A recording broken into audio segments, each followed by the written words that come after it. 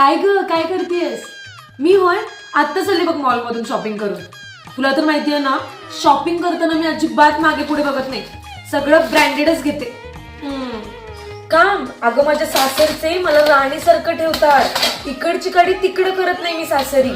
सगळं ऐकतं माझ्या हातात मिळतं. स्वयंपाक आणि मी अगं 4-5 नोकर आहेत घरी करायला. मी फक्त ऑर्डर सोडते. काय सांगतेस? अगं नाही बाई, माझा मुलगा ना प्रायव्हेट स्कूललाच जातो. 90,000 फक्त फीस येतात. एक मिनिट हा. काय चाललंय काय तुझं? सांग तुझ्या सरांना आम्ही कुठे पळून चाललोय काय?